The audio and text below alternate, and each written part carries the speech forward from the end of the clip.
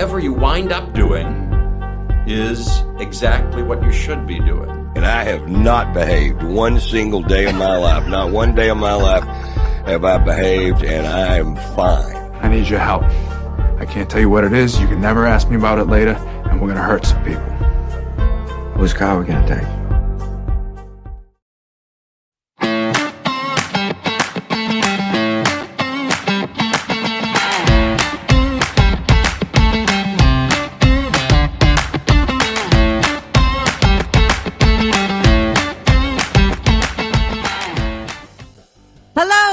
Welcome back to the Nikki Medoro Show. I thank you so much for joining us. Myself and Kim McAllister are here. Thank you, Kim, for being solo on Friday when I was at my kids' field trip.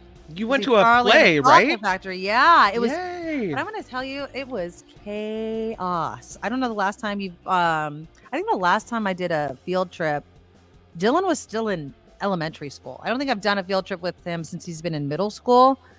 6 school buses filled with 7th graders went on this field trip. Whoa, that's a lot of 7th graders. But I will give props to my kids' school. They were organized. I had my own bus. I was supposed to have 8, but one kid was absent. So I had 7 kids I had to watch. Mm-hmm. But I'm telling you, it's different than elementary school where you know every kid. Mm-hmm. I knew the boys, obviously, because most of son. them. Mm-hmm. But the girls, I was like, you, and you try to. And then I'm short. I look like a 7th grader, right? So I'm just like blending in with these friggin' kids, and I'm like trying to look over these heads.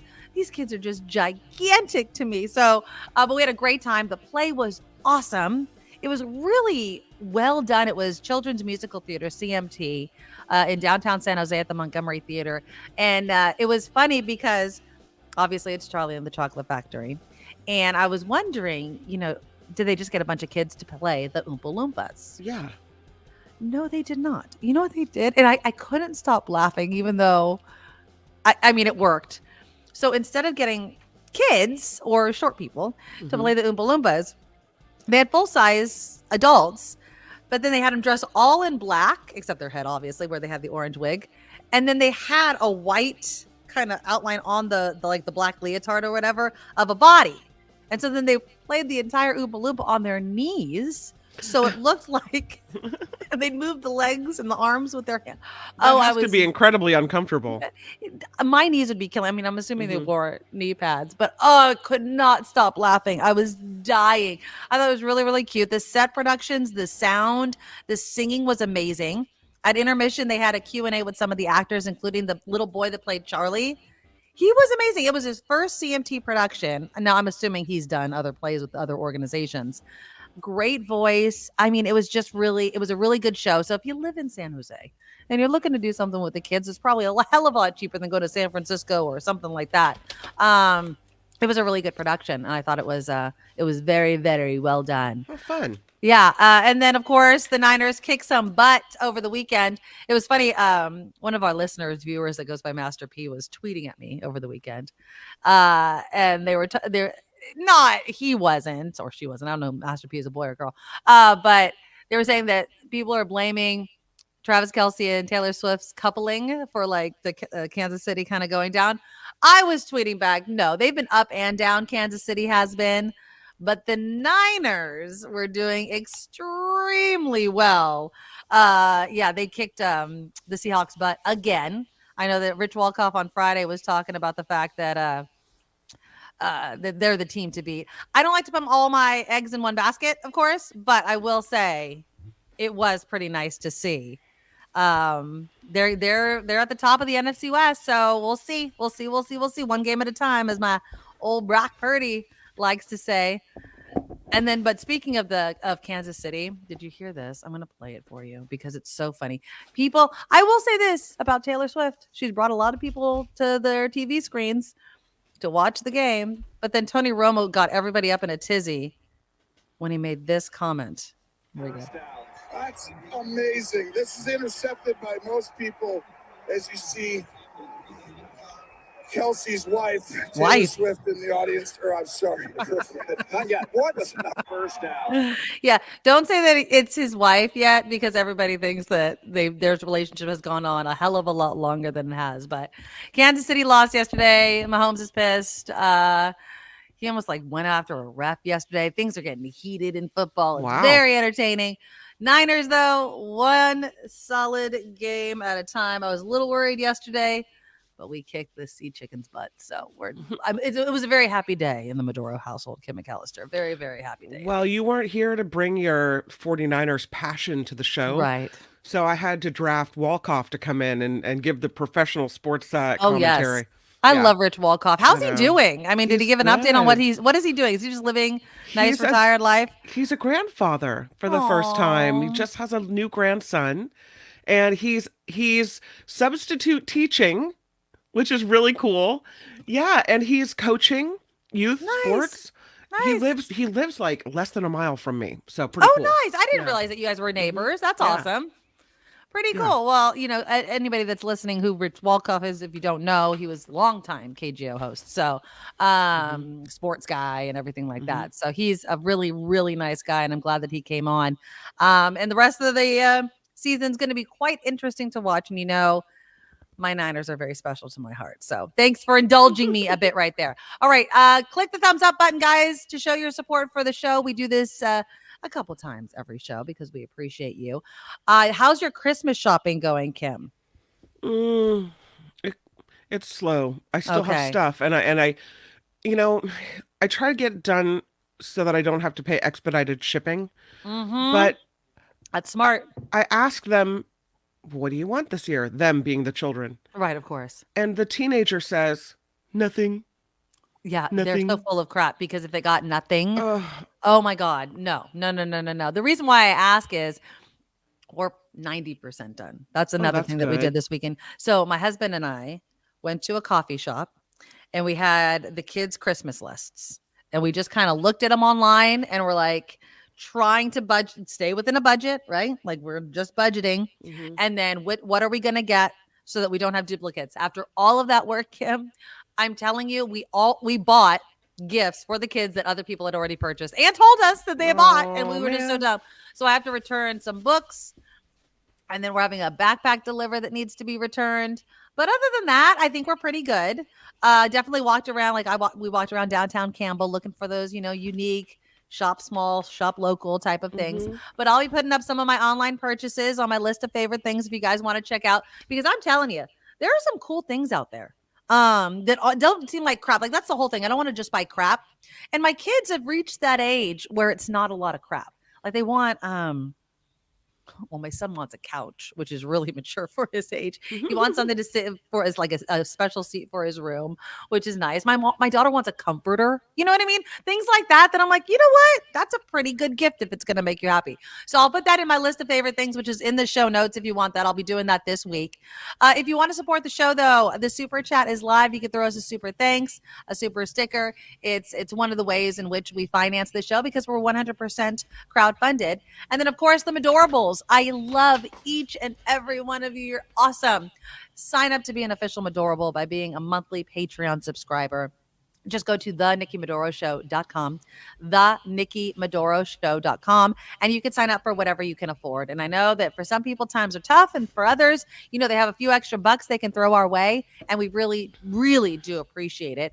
If PayPal is your app of choice, just go to paypal.com, hit send money, and then put in the email address, thenikkimedoroshow@gmail.com.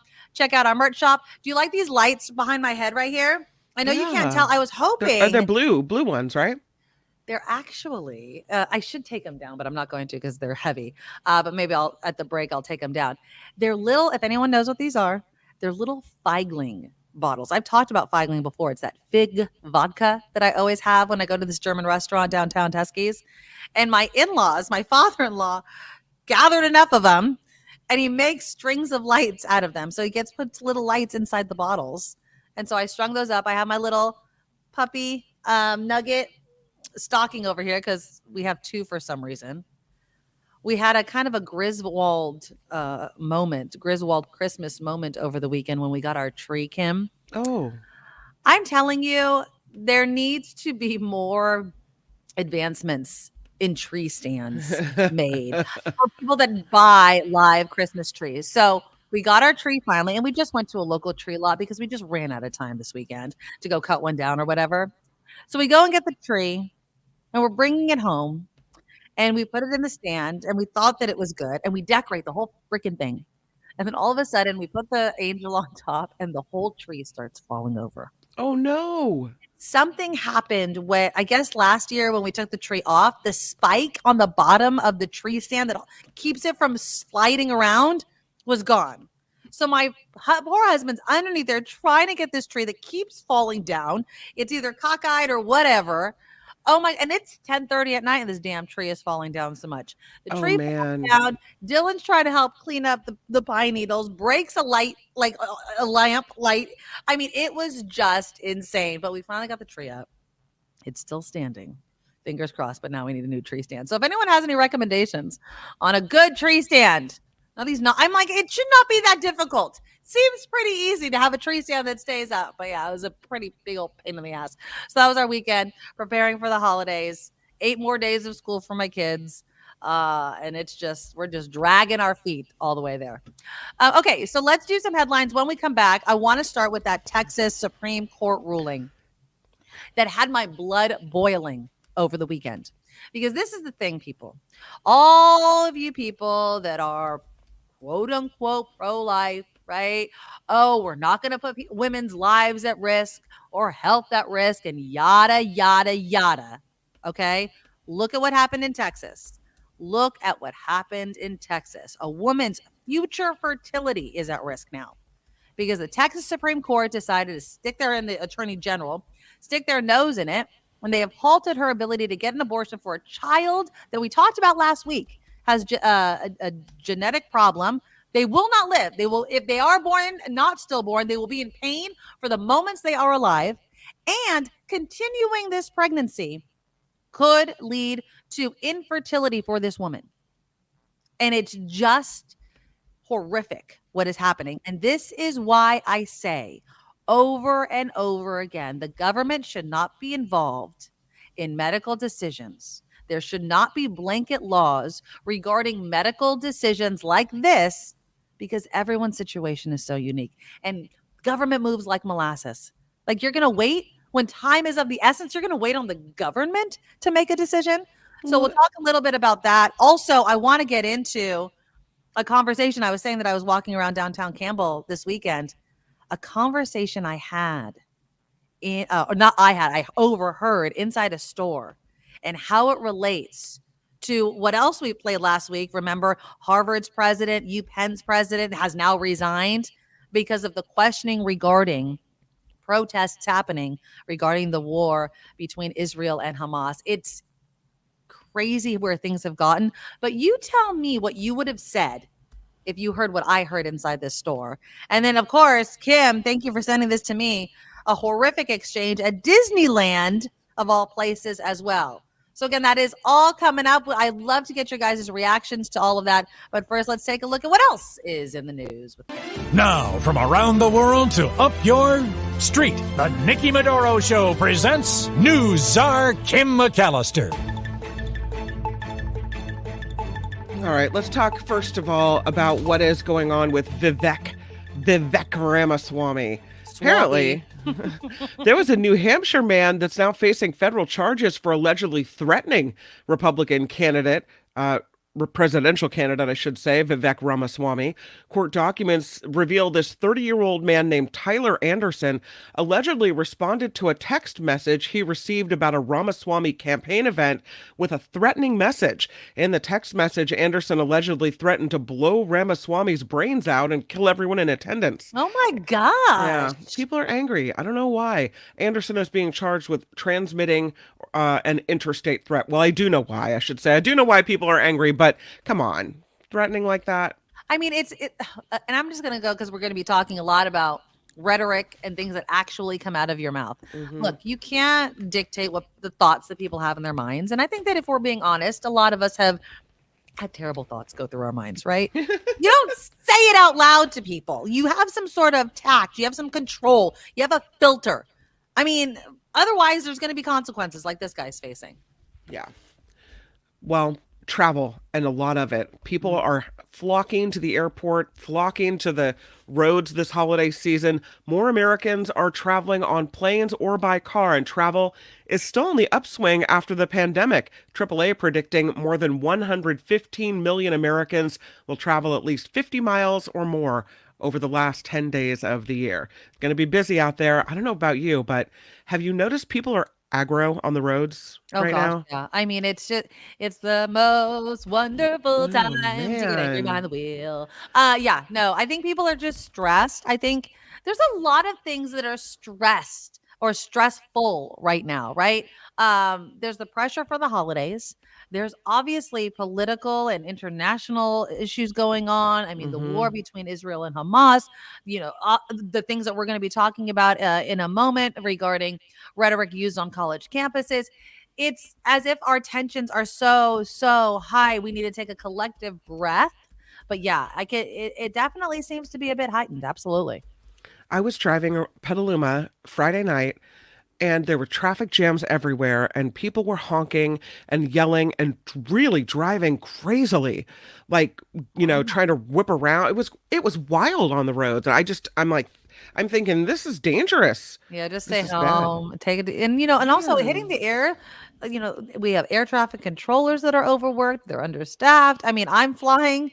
It's in the back of my mind. You know what I mean? I'm like, oh my goodness, please keep us safe. I'm telling you. Where are you flying? When are you doing that? We're going to Arizona the last week of December. So there's a programming note for you. Yeah. So we're going to spend the holidays with my brother and my nieces and nephews, but it's a short flight, but it doesn't matter. I got to get up and down safely, please. Thank you. I would love it. Well, Former President Trump now says he will not be testifying in his fraud trial in Lower Manhattan today. See, he was supposed to, and now he's not going to. Yeah, it was a last minute thing. I wonder if it was him or his lawyer saying, you know what, you just don't have it. You cannot be put on the stand again. You just, no. Well, he'd be testifying for himself this time in the defense as they wrap it up. The decision announced by Trump himself on Truth Social. The former president says he has testified to everything and has nothing more to say. This after he testified last month when the prosecution called him. I wish he had nothing else to say. I wish that he was done talking, but I wish that we'd finally come to the end of the line with that. Wouldn't that be nice? Exactly. No, too bad. We're going to have to keep listening to the flappy mouth of Donald Trump. Finding more. Yes. President Biden, though, it will be in Philadelphia today where he will be announcing a $22 million grant for the city's fire department. The money will be used to reopen 3 fire companies in that city. The grant is from the Federal Emergency Management Agency, aimed at increasing the number of trained firefighters in communities across the country. So that's pretty cool. We have something going on here in California as well. I have interesting I'll give you a general picture of the coast, even though what's happening is kind of on the floor of the ocean. A discovery near the California coast is going global. Scientists found carbon hotspots on the ocean floor for the very first time. This spans 6,000 square miles from Mendocino County to San Mateo County. The amount is said to be equivalent to the carbon dioxide emissions of 7 million cars driven for 1 year. Now, the research team is now working to help on other countries identify carbon hotspots along their own coastline. So what does that mean? Where does the carbon come from? All of these things are still question marks. Getting into, ruining our environment and everything like that. Like, I can understand it's the ocean. You can't filter that out. It's too big. Yeah. I don't know. I mean, but there it is. And so now we know it's there. What do we do about that? Yeah, exactly. This is a weird story. I don't know what to make of it. I don't know what I think about this, Nikki. A Southern California gas station is feeling lucky after selling 2 Mega Millions jackpot tickets. Yeah, I'm not, there's something going on here. Something's fishy. I don't think, and we're not talking about $2,000 winning tickets. No. We're talking about both tickets matched all 6 numbers Friday night to claim the $395 million. I mean, what is the odds of that? Right? It's a No. Chevron in Encino. They get a payday. The winners split this grand prize. That means tomorrow's drawing will be worth a paltry $20 million again. Oh, geez. But the 2 winning tickets at the same gas station. I mean, you could say, what are the chances, or who's the cheater? I don't know. Well, I mean, I don't know how you call the numbers before the drawing, right? It's I mean, weird. obviously, and I will say this. I mean, obviously, we've seen instances in which jackpots have been shared, but this, with people in different states, different locations that have the same numbers, maybe they choose the same numbers, right?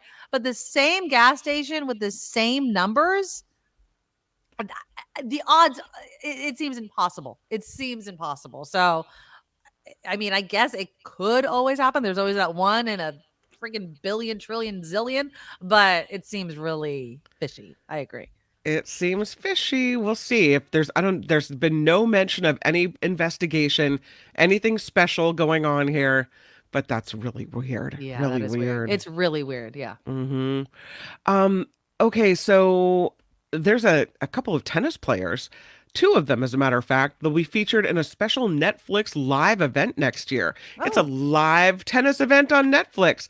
Rafael Nadal and Carlos Alcaraz will play each other in the Netflix Slam. March 3rd. It'll take place at the Michelob Ultra Arena in Las Vegas. This special one-night exhibition also features other players and matchup that Netflix will announce at a later date.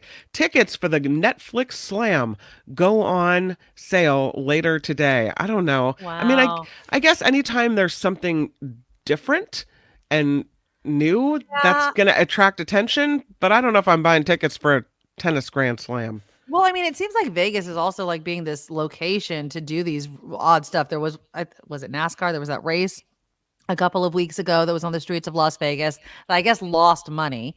And then this is a new one. I mean, I'm not into tennis. I guess if if anybody in the comments that's watching right now is into tennis, would you buy these tickets?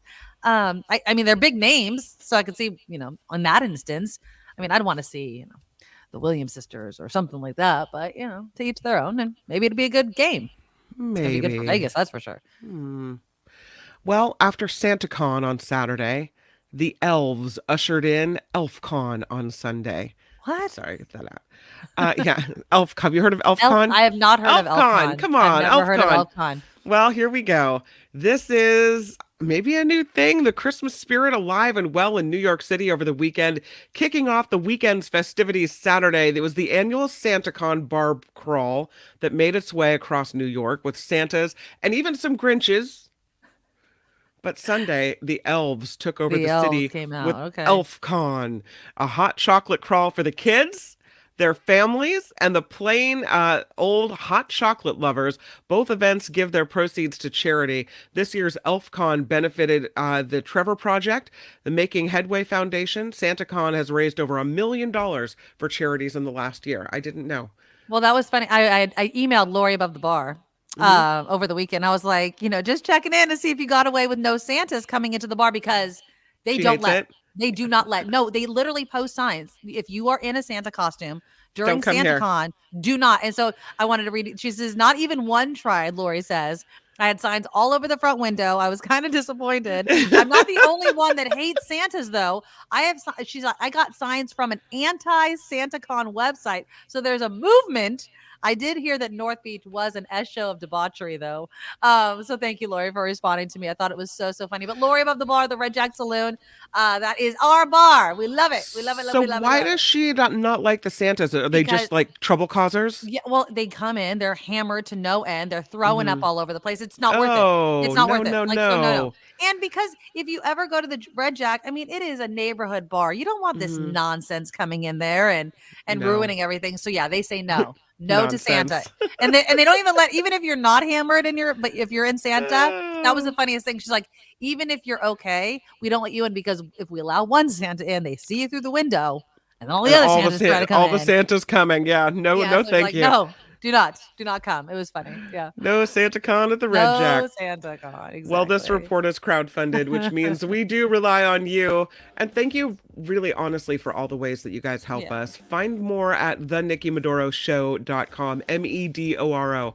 TheNikkiMedoroShow.com is the website. The Patreon, the PayPal links are all there. And that is why we are allowed to be here instead of working at some other job in the city where we have to drive to every day. Exactly. So we're grateful. Exactly.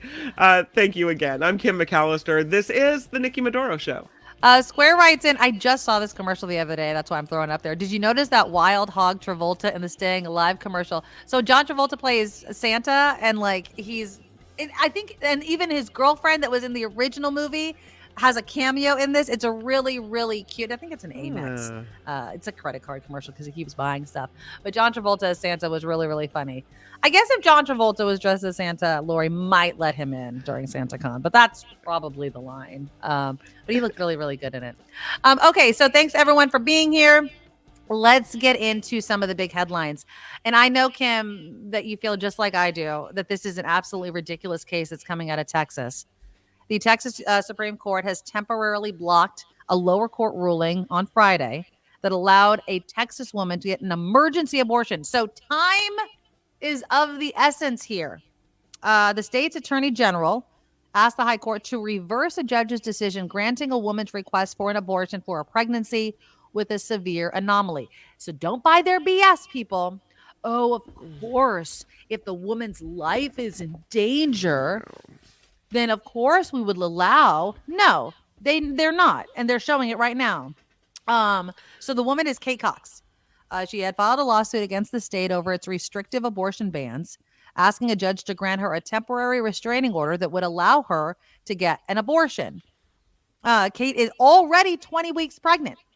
Already. And so time is of the essence, right? I mean, she's already past the time. I believe it was Roe 20 weeks, 24 weeks. I forget. Pardon me. I should know that. I should definitely know that. Texas's law is 6 weeks or under. Well, no, but when Roe v. Wade was the law of the land. Oh, yeah. I think it was 20 to 24 weeks was the cutoff. And then there were restrictions in states. Okay. But Cox could, according to ABC News, was wiping away tears as the judge Gamble issued her decision. It's ridiculous. There she is. This woman wants to have more. She wants to have more children. And they're saying, doctors are saying, look, if she continues this pregnancy, her future fertility is at risk.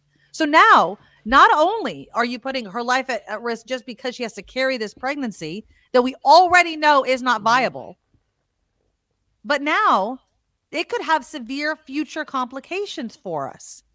And this is my problem with the government making these medical decisions. There is no way to make a blanket law that's going to address all the nuance that is involved in making a decision regarding continuing a pregnancy. So in my opinion, if there is no way that the government can make restrictions that do not put a woman's life or the child's life in danger, whatever, then they stay out of it. Leave it up to the woman, her family, and her doctor. I don't understand the argument of adding the government into such a personal decision, such a heartbreaking decision for this woman. Right. I mean, it's so freaking sad. This baby has been diagnosed with trisomy 18. Right. Which is a genetic condition that most will die in the womb. But the ones that are born die a painful death outside of the womb, and they don't usually last very long. Yeah. So I have to ask myself, is this what the people that are pro-life or that wanted these strict laws in Texas, is this what they meant? Is this what the purpose was? Because I don't think so. I think the purpose was, control. Well, control also, yes. But they meant, like, you can't just randomly have an abortion, right? Just because you made a mistake and you feel like it. Maybe that was their intent. I mean, honestly, their intent doesn't matter to me. I think it should be a woman's choice, but whatever. Exactly. But you look at this case and you look at this poor woman who is not randomly making this decision, who has a medical reason to have this done. is this what they meant? Is this Yeah. why? And then after the judge grants an emergency order saying she can, the DA comes out and says, I just want to warn every doctor and every hospital, we will come after you. Exactly. What do you mean? The judge just said it was okay. Apparently he says it's not okay. The DA or prosecutor or what have you. I mean, it's outrageous. Yeah. I And she can't. says now Kate Cox did not consider traveling to another state because she was in the middle of a health crisis, worried about her condition. When she got the diagnosis for the pregnancy, the CRR had just been in court defending its lawsuit over the Texas ban, so she reached out to them. She won again the lower court ruling, but now the Texas Attorney General is warning, like Kim said, doctors who perform her abortion could still get sued by private citizens. Look how many people are now in the doctor's office with this poor woman making a decision she didn't want to make. She wanted to continue this pregnancy. She wanted this child. There's no reason why freaking Cox, the AG, or anybody should be in a decision in which they have zero skin in the game. No. You think that they're staying up night worrying about Kate Cox or her future fertility like she is? No freaking way. Stay out of it. Again, if you want women to have fewer abortions, make giving birth and raising that child easier. Right. Stay out of the decision to keep the pregnancy. I was struck by how, and disagree with this if you want, because there's a fine line between comparing human lives to animal lives. And I get that our standards are different and it's not the same thing. But I thought to myself, they're treating her and this fetus worse than they would treat a dog. Yeah. Because you have, this word humane, right? We Right. think it's humane to euthanize an animal in pain, right? We think it's humane to do these things Right. to animals. But then you have this fetus that is, if it doesn't make it inside, it's not going to make it outside, and it's going to be in horrible pain. I don't know how people that are pro-life balance that with humanity and being humane. I just don't get it. And I don't, and I know you keep bringing this up, but I just don't think that was for some, and maybe it is for others, the ultimate goal of the quote unquote pro-life movement, right? I think that if you talk to some, and I can't speak for all of them, right? Because there are people that think zero abortions. I don't care if you were raped. I don't care if it was incest. I don't care if your life is in danger. That is life and it needs to be protected. There are people that think that way. Okay. So there's those. Then there's others that like, you know what? You can't just keep going around. And this is how they think, keep going around, having sex, getting pregnant, and then aborting that innocent life. That's their mentality, right? My mentality is this. It's none of your business. It's none of your business whether somebody continues a pregnancy or not.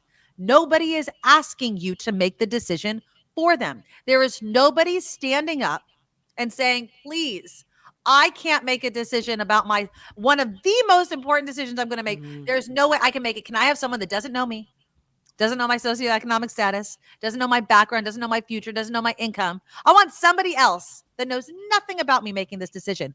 Who is lining up to do that? Who is the pain point there? Who is doing that? Nobody. People are inserting themselves into a decision that has nothing to do with them, and nobody is asking them to do it. Nobody is. Name me one person that is asking somebody else to make that decision for them. Who? Who's doing that? And that's the problem, is that there is literally nobody that says, I can't make this decision for myself. But there are people saying, I want to make that decision for you. I'm going to make that decision for you. I'm going to have the government. Not only just is it going to be me, I'm going to have the government do it. And not even that. Even if I say it's okay, I'm going to have somebody else that's going to say, no, you still have to do it. It's ridiculous. It's ineffective. And it's dangerous. And here you have a case where her doctors are coming forward saying, we support this. Let us do it. And those are the people that know, right? I mean, I'm seeing some ignorant comments in the chat about abortions, rarely necessary and whatever. Who are you to decide Well, and what's it's Chris, necessary? Her Chris doctors have, often is that person, and he's like, yeah. and Chris, I saw your comment. She'll be fine. That mentality, and I know that you're probably just trying to push the Stir envelope, up the obviously. pot. I know. But here's the thing: that mentality, I think, is shared by other people. Oh, she'll be fine. She's exaggerating. You'll be fine. The life is more important. That life is more important until that life is born. Who is anyone to say that? Her doctors are saying this is a medically necessary procedure for her. Who's to say, except for her and her doctors? I mean, I don't. Even the judge is like, "Go ahead." Right. It's so do what you must. This is not what we meant by right. So upsetting. Just my position is simple. We can debate, and but I'm not. You can debate when life begins, all those sorts of things. This is my stance. The government should not be involved in a decision on whether a woman continues a pregnancy. Period. I don't want to debate how long she's pregnant. I don't want to debate any of it. The government should have no say, zero say in whether a woman continues a pregnancy. That is her decision, her family's decision, and her doctor's decision, period. Eric, right on the money. And with no sort of gray area with that, that's how it should be. Eric says, governor and judges practicing medicine without a license. Right. Very good point. Very good point. What do they know? What do they know? Nothing. Remember, there was, right after the overturning of Roe v. Wade, there was this Republican, I think it was a congressperson, who was like on this committee. And he's like, I'm up late at night because I'm worrying about the consequences. They never thought it through.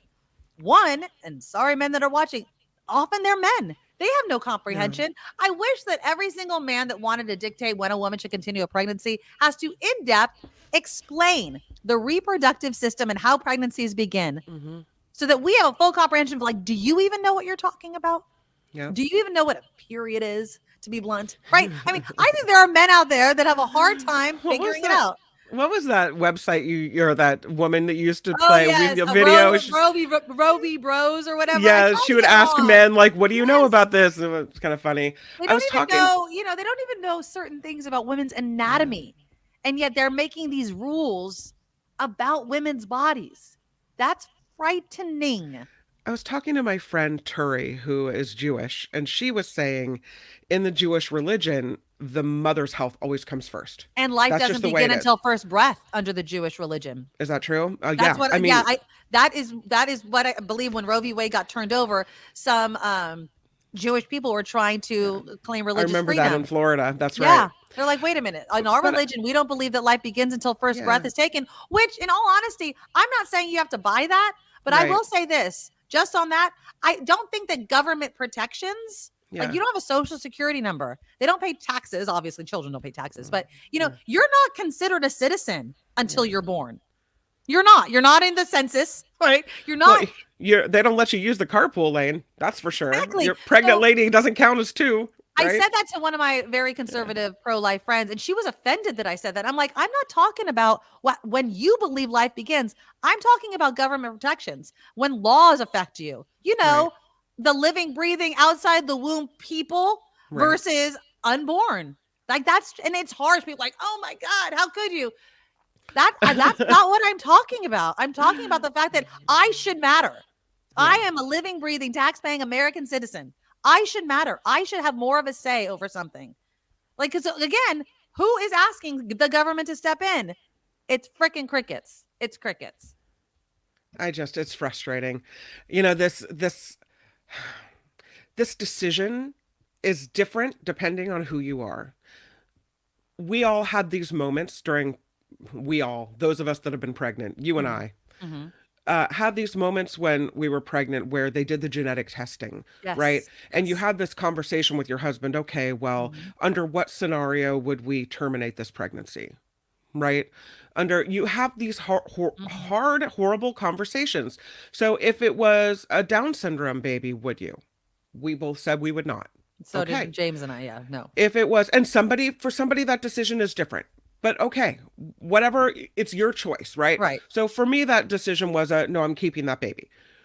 If you're just, our only scenario was if it had something like a trisomy 18. Exactly. If they're going to be stillborn or in pain. It's stillborn and then live for a few hours and then die. And so I guess what is the thought process with someone that wants to carry on this pregnancy? Well, God will sort it out. Well, yeah, because you'll hear those 1 in a If million this baby stories is meant of, to oh, die, yes, then God exactly. will, handle it, and God will be. Maybe God gave us the technology to be humane to this situation. Exactly. Maybe God is behind all this. I know that's not a popular decision or a thought, but maybe that's why we know what to do. Maybe that's why, Even what you're saying, then you do it. See, that just goes back to the government still doesn't need to be involved in it. If you believe that, even if it has an anomaly that makes it so the fetus or whatever will only live for an hour in pain, and Yeah. you want to make that decision, go ahead. The government shouldn't tell you you can't. I'll say, hands down say that. But the government shouldn't force you to do that either. The government should not in any way, shape, or form be involved in a decision to continue a pregnancy. There's no need for it. There's no need for the government to do that, because the only people that are going to be directly impacted by it are the people that should be making the decision. And if Now, we- I'll say this: if the father and the mother are disagreeing, okay, I can see how the courts might get involved in that, and that's a complicated kind of thing to discuss, right? But if it's just simply whether or not a pregnancy is continuing, everybody agrees. I don't understand why there's a problem, why the government needs to be involved. No. I just don't get it. And I know it's a touchy topic, and I don't want to make it seem like it's a simple thing, right? I mean, I know that especially when you insert religion into the whole thing, there are people that are saying if I know people in my community are doing it, that's a sin in my book. I think you're stretching. I think you're creating these rules so that you can have control over other people, and then you're using your religion as the excuse, right? And it's bullcrap. So, yeah, I don't know. Anybody that doesn't get pregnant, I think, has less of a vote too. Sorry, I just do. If it's not in your body, you don't get a say. I think first and foremost, it is who's most directly impacted by it, and then we go from there. And the government in no way, shape, or form is going to be directly impacted by Well, it. and if It's different such religions see this issue differently, right, then what place does religion have in this debate? I would argue that it doesn't. It doesn't. Yeah. Because the laws can't cover every religious thought on this matter. And so you let people make their own choices based on their own moral guide, their own moral compass, their own feelings, their own medical situation. Right. Anything else is intrusive and doesn't work. Ozzy, wonder how many Supreme Court justices would favor that a fetus is a citizen and has a vote. Can't cast a ballot. You know who can? The living, breathing human being that pays taxes and is living and breathing and is alive. Like it's, and I hate, and the thing that I'm so conflicted on, Kim, is that when the words come out of my mouth, I know I sound harsh to people, especially specifically religious people. And they're like, how can you talk like that? How can you not value an innocent life? Yeah. And I would respond, because your compassion for that innocent life only extends until they're born. What about the compassion for my life? Do I no longer matter anymore? I no longer matter anymore. My innocence, my ability to have some sort of autonomy about myself, my protection, right, goes out the freaking window the minute I breathe air, because all you seem to care about is something that's not even born yet. So it's hypocritical. And I know that it's harsh to say. That's why I try to keep it, honestly, as blank as possible. Like I try when I talk to people about it, like, not to use the word birth, baby, even abortion. Right. The government should not be involved in a decision to continue a pregnancy, period. That's it. It makes it neutral enough for every single religion. If you want to continue it, continue it. If you don't, you don't. And that's it. And, Democrats failed to get something like that, in our Constitution and have it protected. And now we are where we are. And I don't know how long it's going to take to get back. I really don't, especially if Asshat himself gets back into the White House. So I don't know where we go from here, but it's frightening. And again, I do think, even though my heart breaks for Kate Cox, I hope stories like this change women's minds out there. I've given up on trying to change too many men's minds, although I know I have so many supporters and pro-choice men that listen to this show. But women, what are you doing?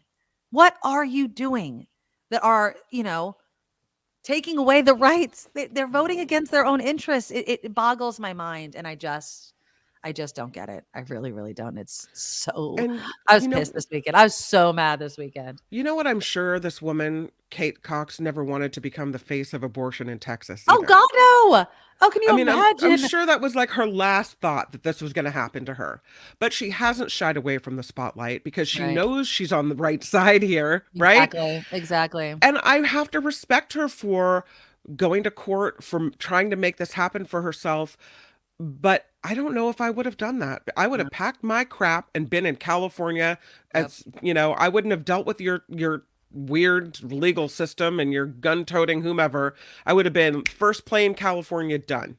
Yeah. Oh, and by the way, never coming back. Try to prosecute me here. Good. Yeah, it's crazy. I mean, and then I'm assuming that it's going to happen. Some private citizen's going to find out somebody had an abortion. They're going to press charges again. That's what we're going to see. You're going to, and again, we talk about standing, and standing is basically like who's harmed, right? Like, do you have standing to take a case? Who is harmed by you letting somebody decide whether or not they're continuing a pregnancy or not? I mean, it's really rich for people to act like they have some skin in the game when they have zero, less than zero. You don't even freaking know these people.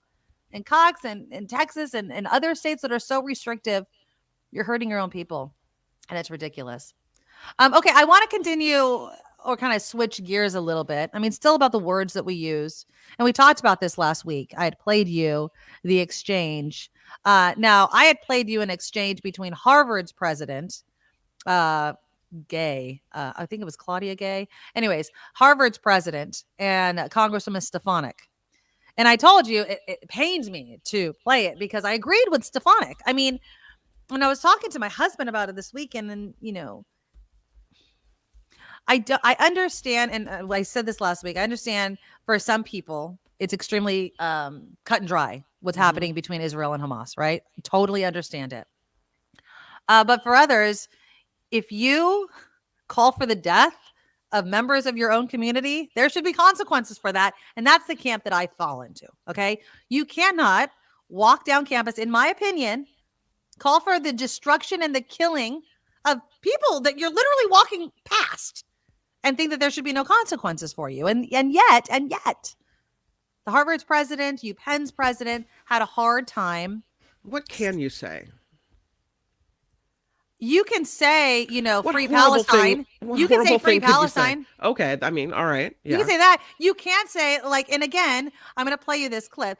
This is the problem. It should have been a lot easier. And this is the UPenn's president, McGill. It should have been easier to say something, and she didn't say it. Does calling for the genocide of Jews violate Penn's rules or code of conduct? Yes or no? If the speech turns into conduct, it can be harassment. Yes. I am asking specifically calling for the genocide of Jews. Does that constitute bullying or harassment? If it is directed and severe or pervasive, it is harassment. So the answer is yes. It is a context-dependent decision, Congresswoman. It's a context-dependent decision. That's your testimony today. Calling for the genocide of Jews is depending upon the context. That is not bullying or harassment. This is the easiest question to answer yes, Ms. McGill. Exactly. So is your testimony that you will not answer yes? If it if the yes speech or no? If the speech becomes conduct, it can be harassment. Yes. Conduct meaning committing the act of genocide? The speech is not harassment? This is unacceptable, Ms. McGill. I'm going to give you one more opportunity for the world to see your answer. Does calling for the genocide of Jews violate Penn's code of conduct when it comes to bullying and harassment? Yes or no? It can be harassment. The answer is yes. I'm embarrassed for her. Like, are you kidding me? Right? This is the thing that I don't understand. And there are members of the Jewish community that are like, yes, this is what we deal with all of the time. Because if it would have been, and many people say this, if it would have been another group of people, take Jewish out of it and put Black people, women, gays, It seemed it would have been an easier question to answer. And I don't understand why it's difficult. That was an easy yes question. That, in my opinion, that was so easy to say yes to. So I want to make sure that because I've been kind of going back and forth with the rights of people to feel safe versus the right to say what you want to say. This is America, right? We should be able to say what we want to say, again, within reason. And to her point, when it becomes your speech, then becomes, I don't know, catapults you to a crime, that's different. But couldn't I walk down the street if I was a horrible person and say, I want all fill in the blanks to die today? Is that illegal? We're not talking about illegal. No, that's totally legal. Right. She's asking about a campus code of conduct, which the university can different set. Than the law. Right. That's different than the law. Of course, Yeah. Of course, legally, I could say whatever the hell I want to, unless I'm in a movie theater yelling fire. There's obviously rules on that. But no, this is a code of conduct. Don't most college campuses support free speech and the right to protest? Within reason. And it's still, this was easy to say. This is why, and I love that you're bringing this up.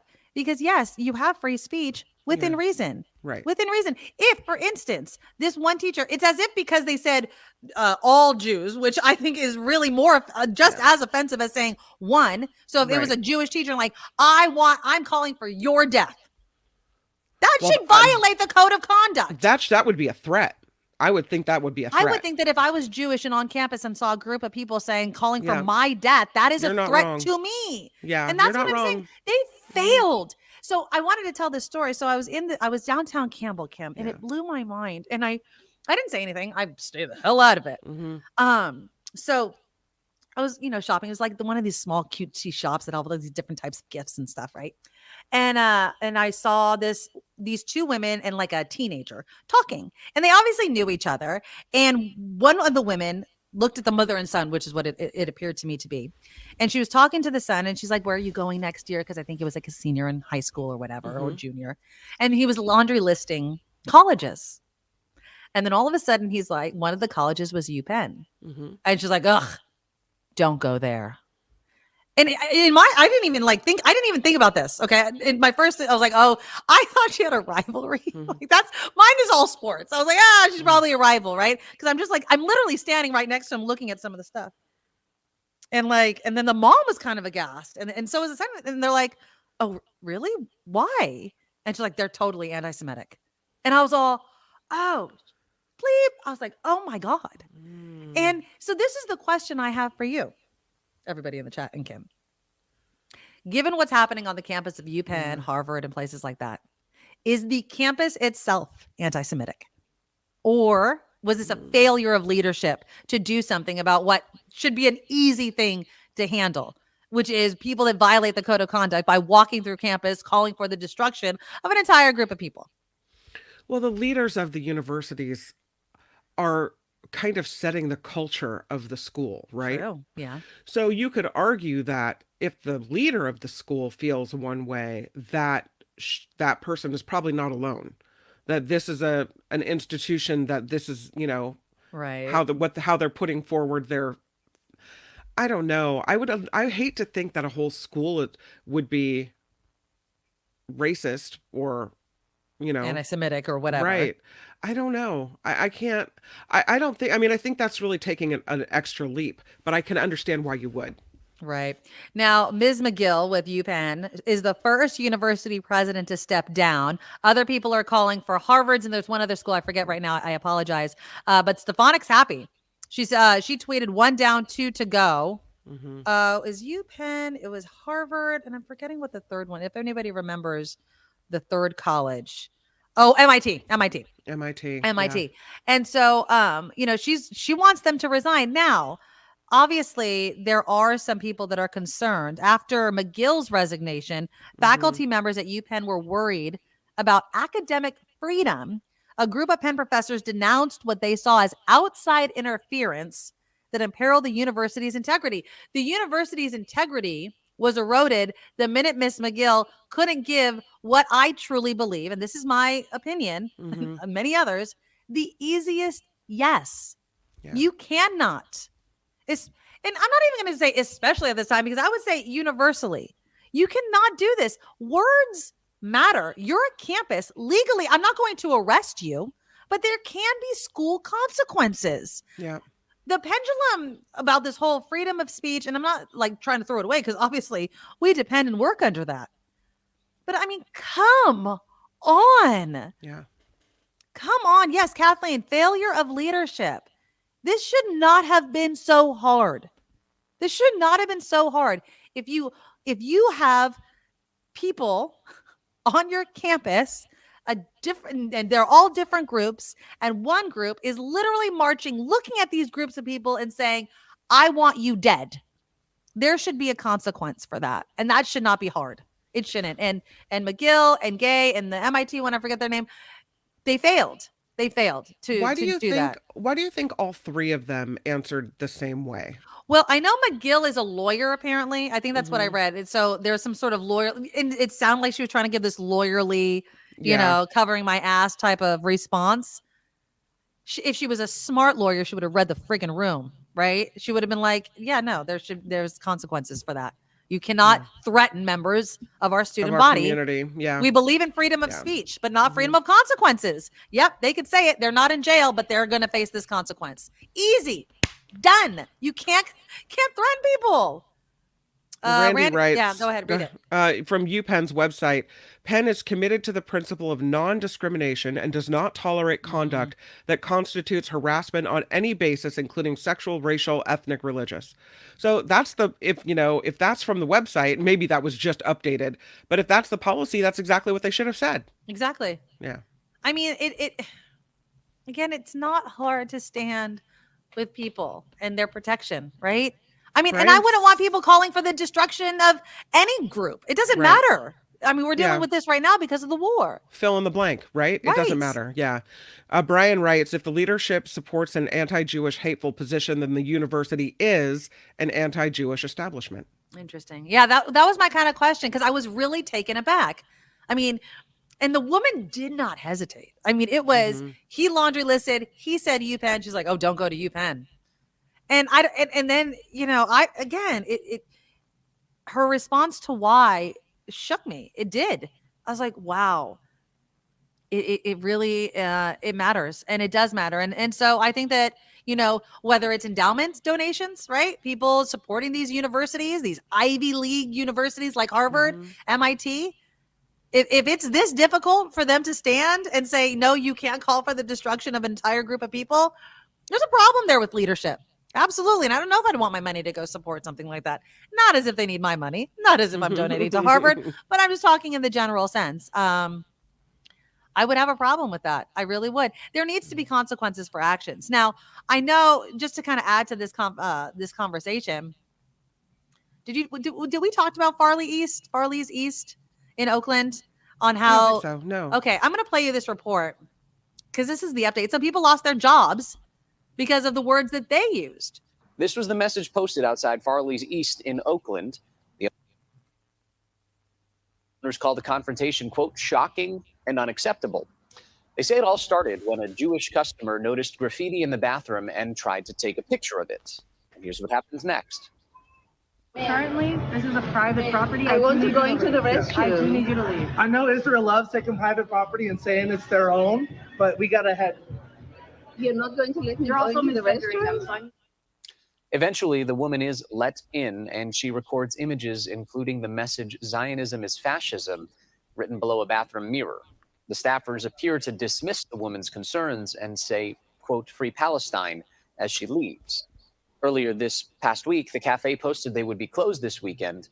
But that message has been taken down. But they did release a statement saying, in part, nothing we say can adequately capture the pain and terror that Hamas inflicted on innocent civilians, nor the horrific suffering and loss of innocent Palestinian lives in Gaza since then.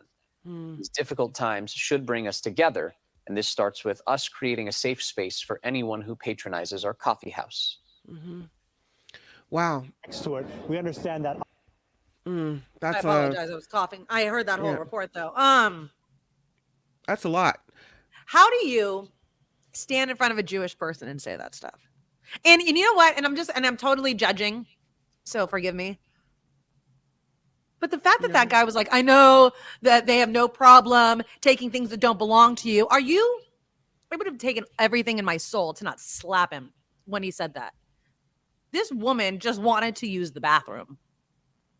And people feel like they can just say these things to people. And I don't know. And I know that free speech means you can, but when did we want to be like this to other people? Especially with what's going on right now. And again, I'm not trying to get into the war between Israel and Hamas and the politics and the history there. But to hold this woman who was just calling out graffiti, is obviously Jewish, and making her the face of your anger, hatred for what's going on in Israel and Hamas, it's ridiculous. It's absolutely ridiculous. Well, and it sounded like they didn't want her to take a picture of that graffiti, right? They didn't want her to take a picture of that note. To which point, if you don't want people to take a picture of it, then why is it up in your establishment? Right. I mean, then take it down. I mean, and again, just like the McGill's testimony, these are easy things to do. Oh, we're so sorry. We have a policy. We have a policy where we don't want racist or hateful graffiti inside our bathrooms. Period. Mm-hmm. People are making this way too complicated. So what you're telling me is that if you take down racist, anti-Semitic graffiti in your bathroom, you're all of a sudden choosing a side. Yeah. That you want Palestinian people to starve to death in Gaza, because this is the line that some people think they're down. I have to leave up that graffiti because if not, then I'm against the Palestinian people. Nobody is saying that, moron. Mm-mm. Nobody is saying that. It's ridiculous. And people make these, they stretch themselves into these weird contortions to justify the wrong move. How about we just stop and we just support each other and we listen to each other and we stop trying to make it so black and white? And they didn't. Apparently, Ahmad, the woman had reported there was some sort of anti-Semitic graffiti in the bathroom to the workers. Maybe the workers did the graffiti. I'm not saying they did, but knew about it, supported it. I don't know what it said. And so they were fine with it. And then they didn't want to take it down. And she's like, no, it should be taken down. I'm just imagining how the conversation went, because the coffee shop says it started as a rational conversation and then escalated. I just don't get it. You know what I mean? Like, I just don't get why it's hard for people to do what it seems to me to be the obvious response. Yeah. If there's anything hateful, look, if there's something that says all women are the C words, okay? As a woman, if I went into the manager and I was like, yo, that's really offensive, they should be like, yes, we're going to wash it and we're going to take it down. Thanks for letting us know. Done. But maybe that person thinks all women are C words. Maybe he wrote it, but you know what? You're a business. You're an establishment. Yeah. Maybe take it down. How about that? If you saw that, would you complain? I wouldn't. I would just be like, oh, I probably wouldn't. People go again, Yeah, exactly. But again, and it's not that it should only matter right now, but given what's going on in the world right now, right? Like, can you take it down? I don't need to see that right now. Maybe I have family over there. I'm directly impacted by this. Those sorts of things. I don't know. But it's just, we've lost the ability, it seems like, in many instances, not all instances, because I don't want to speak in absolutes, but to be like, not be stupid, hateful people. One more story to fit into this that's not having to do with anti-Semitism, but racism that Kim brought to my attention. Mm-hmm. This blows my mind. I watched this video in the car with my daughter before school today. She was flabbergasted, to use a fun word, that people would say these words out loud. She's like, why did she say that? Okay, this she's an ugly human being. Yeah, very, very ugly human. Now, this happened at Disneyland, but the report I'm going to show you is down in Southern California, because there was actually a protest, because this is what happens in 2023 when you act like a racist a-hole on camera. People start protesting your house. So it's going to start there, and then they'll give you some of the background on it, but it's nuts. Here we go. Passing private property. No, we have permission. We have permission. No one has permission. We have permission. Yes, we do. Yes, we do. One of the neighbors opened the gate for us. New at 10 video captures the moment Apple Valley police officers arrest a protester outside a home this afternoon. YouTuber Riverside County Accountability, they shared this footage with KTLA. The man taken into custody, he's a well-known street vendor, activist by the name of Alex Enamorado.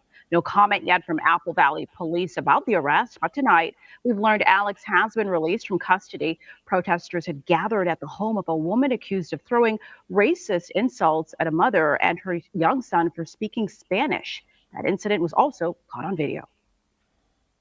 You have a problem when people that speak Spanish in your country, right? Yeah. Repeat what you just said. Your comment was racist and it had nothing to do with using the restroom. I hate Mexicans. Son, you have a problem.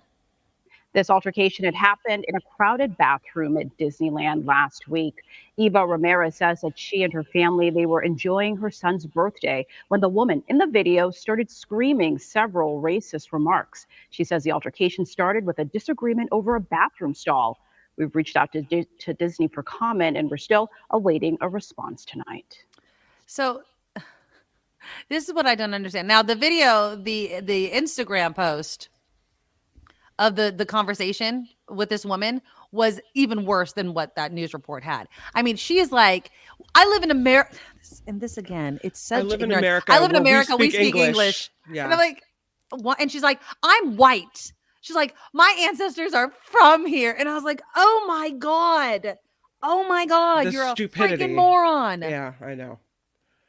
And I just don't know how you can just look at someone and say, I hate Mexicans. Like, Don't how, bring your hate. I mean, how can you say that to somebody?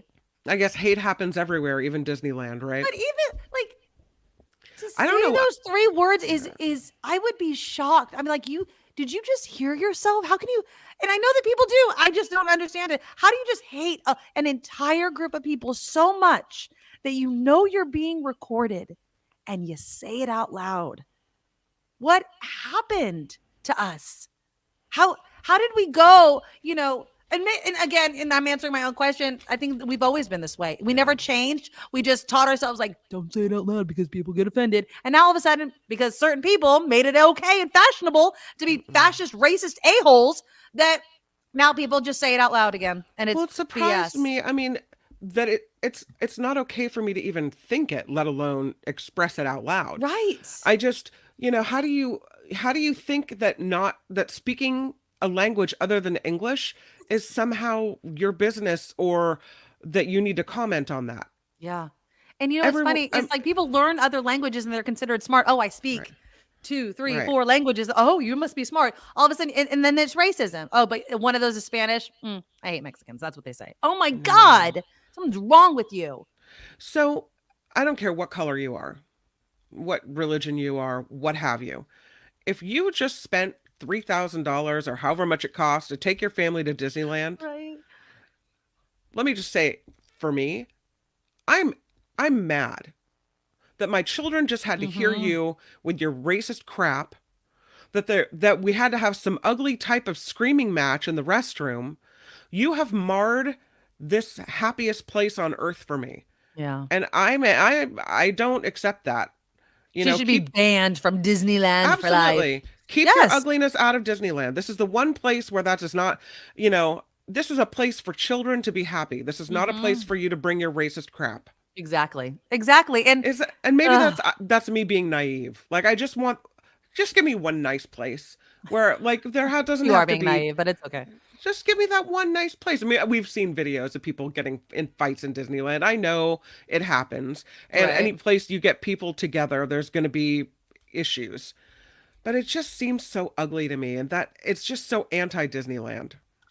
You know, but again, I will say that she's not the only person that we're ever going to encounter that feels that way. Sadly. Yeah. I mean, I wish that people weren't like that. I wish they didn't.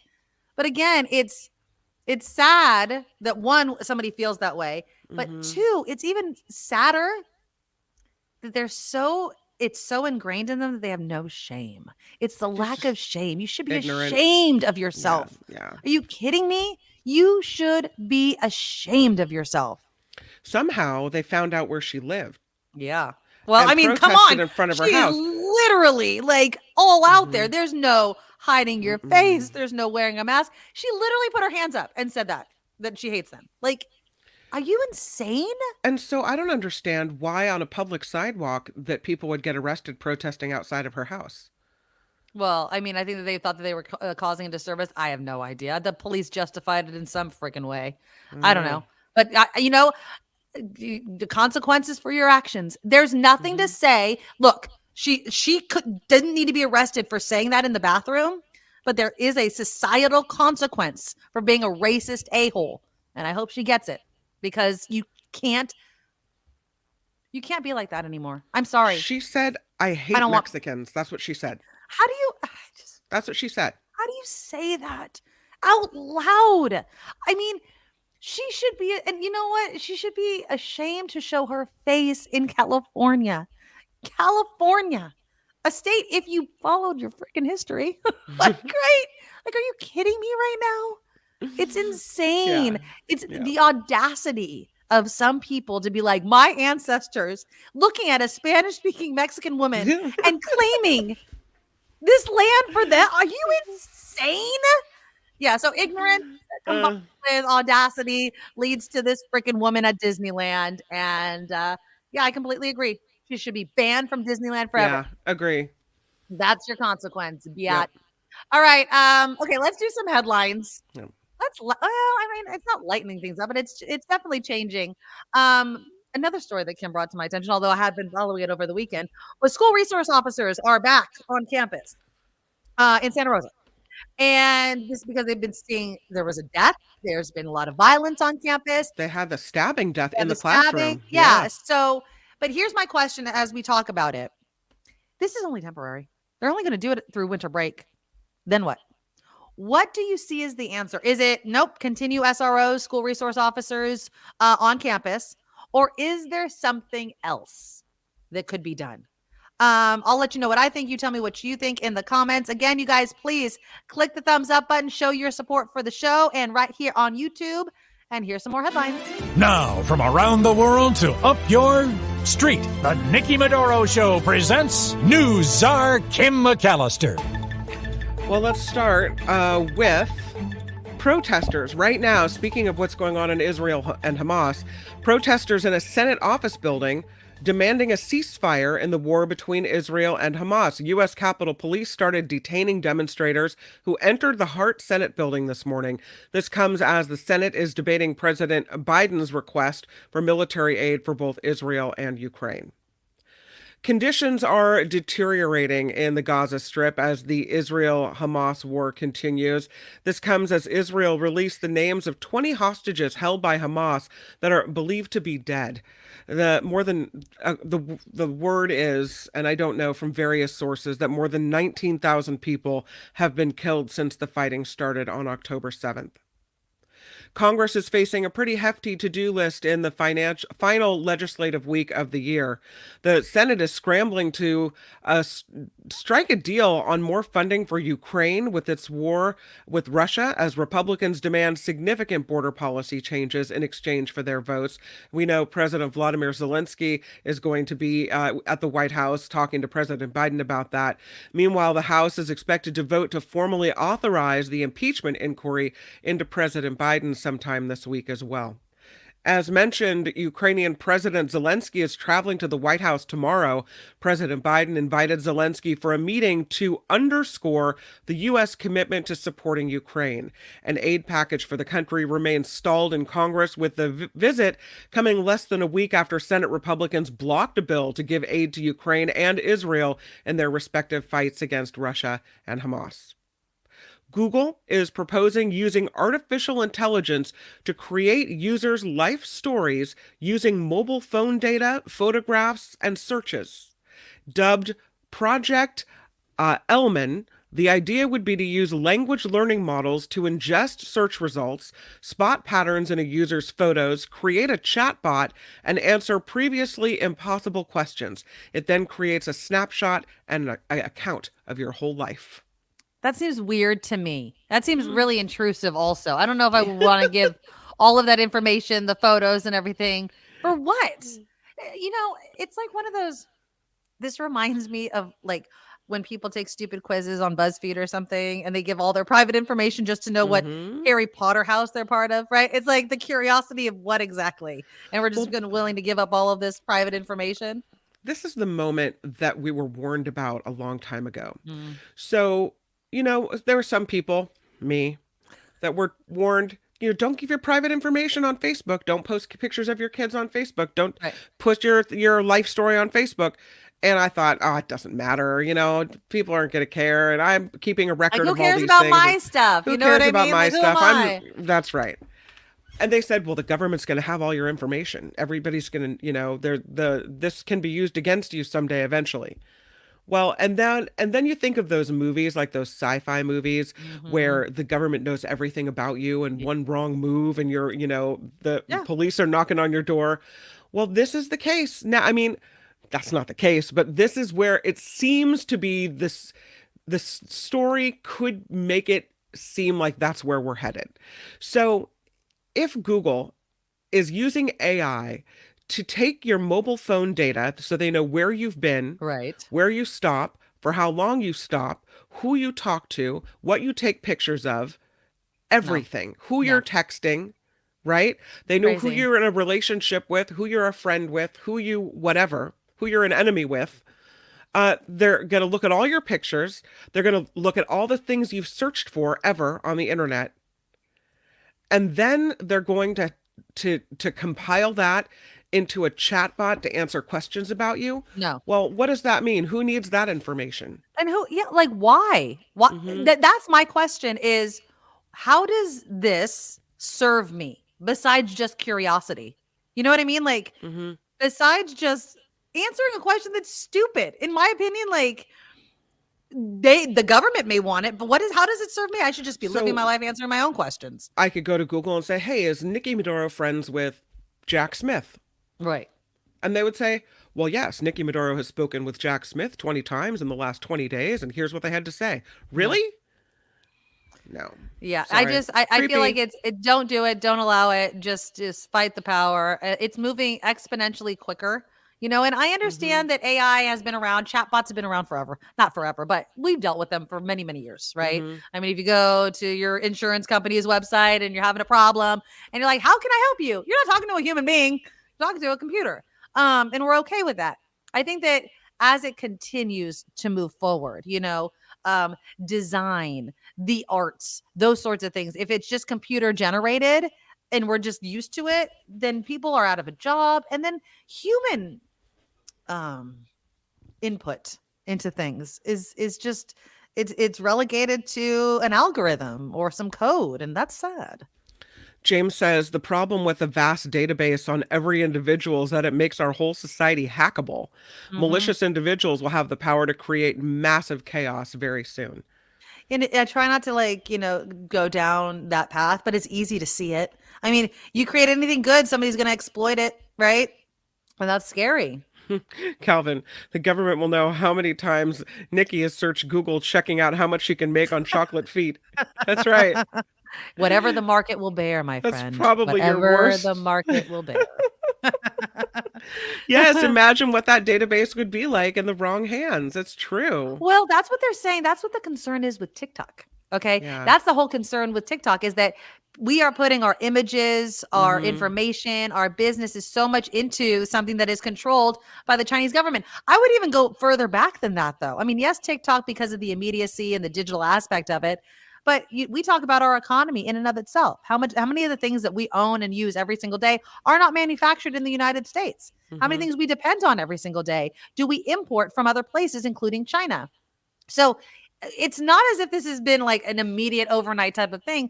We have been doing this for a long time, and bringing it back to our own soil is not only going to be expensive and slow, it may not be feasible. So, this is just the reality we live in, and we really need to think about what we share online and what we physically buy. And I was reading an article, Kim, talking about Christmas shopping and things like that.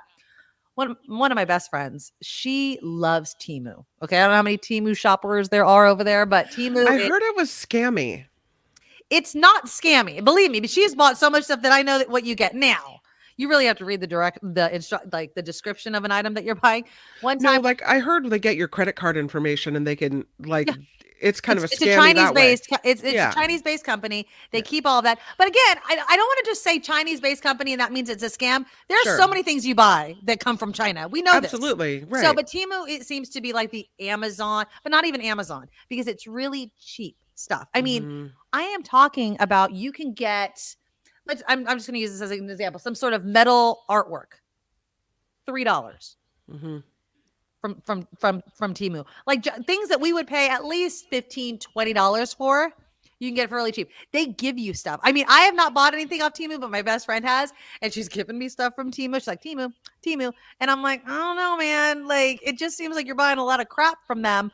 But again, we always, as Americans, balance national security, threat to our privacy, cost. Like, I can get this for $2 and I could pay $25 here.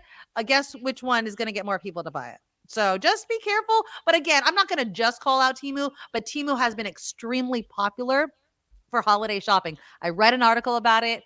Whether you trust it or you don't trust it, I would just keep that in mind.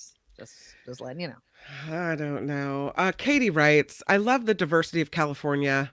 Yes. Thankful that I live in where everything's represented. But she also wrote something about anyone who's looking in my phone or looking at my internet is going to be really bored. Yeah. And that's what I was looking for. Oh, and that's funny because, anybody who's assigned to analyze my phone is going to be damn bored. See, that's what I thought, Katie. Yeah, but no, they're not bored, sweetie. They're not bored. They're finding stuff and you wouldn't believe I don't know. Radcliffe says, that's why I'm unplugging and using services like DuckDuckGo. Stop using Chrome and other browsers. I limit my exposure. I like DuckDuckGo. I've used it. I have it on my phone. Again, Google has me by the short and curlies because it's way easier. It's just so much. It is. Their interface is so much easier. The search results, you have to admit, Radcliffe, you just have to. Google has it on lock, but you're right. And Google's like kind of the worst, and I have so much in with them. You know what I mean? But yeah, you definitely, if we all went back to the dumb phones, right? Flip phones, so many of our problems would end. And yet, how many of us would be willing to do something like that? It's too late. All the information's out there. And so now what? Now we just give Google permission to compile it all and put together a little chatbot version of you. Exactly. Another Bay Area refinery is in trouble. Okay. The Air District, Bay Area Air Quality Management District, issued a public nuisance notice of violation to the Chevron refinery in Richmond. Inspectors showed up Friday after complaints that it smelled like burnt tires. Workers told them it was due to a problem with the facility's bioreactor. The facility sent out a community warning confirming the odor. The Air District also issued violation notices last month over flaring at the Chevron refinery. So they're having some issues out there. Yeah. A San Francisco ice skating rink is opening on Wednesday. Visitors were hoping to lace up over the weekend, but that got pushed back due to construction delays. This is part of the Thrive City Winter Wonderland, which now displays the tallest Christmas tree in the Bay Area.